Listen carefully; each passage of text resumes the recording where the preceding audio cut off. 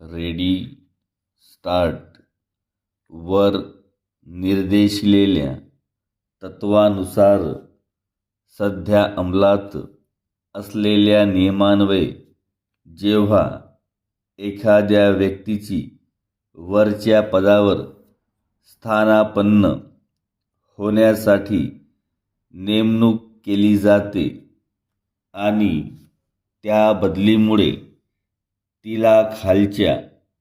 पदापेक्षा मोठी कर्तव्ये व जबाबदाऱ्या स्वीकाराव्या लागतात, तेव्हा तिचे आरंभीचे वेतन हे उच्च समय वेतन श्रेणीत तिच्या मूळ वेतनाच्या लगेच वरच्या टप्प्यावर निश्चित केले जाते. अशा प्रकारे स्थानापन्न असताना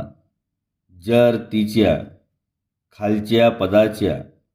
मूळ वेतनात वाढ होऊन ते तिच्या स्थानापन्न वेतनापेक्षा जास्त होत असेल तर वर उल्लेखिलेल्या तत्वावर तिला दोन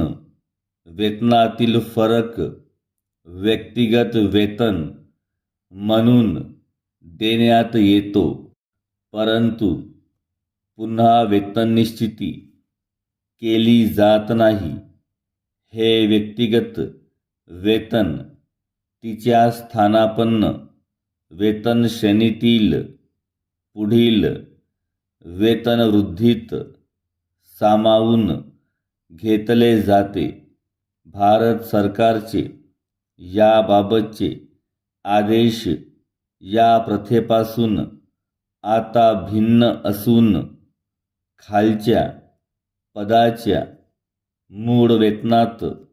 बदल झाल्यास त्या आदेशानुसार मूळ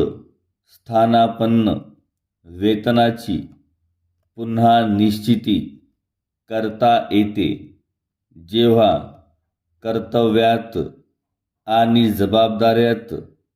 केवळ काल्पनिक बदल न होता प्रत्यक्ष बदल होतो, तेव्हा मूळ वेतनावरील वाढीस आपण आतापर्यंत मंजुरी देत आलो आहोत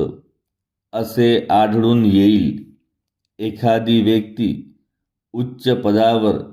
स्थानापन्न असताना केवळ तिच्या खालच्या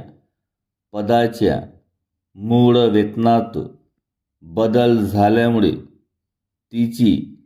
कर्तव्य किंवा जबाबदाऱ्या यात प्रत्यक्ष फरक पडत नाही आणि प्रारंभावस्थेत तिला जबाबदाऱ्यामधील बदलासाठी एकदा फायदा दिलेला असल्यामुळे आता केवळ तिच्या खालच्या पदाच्या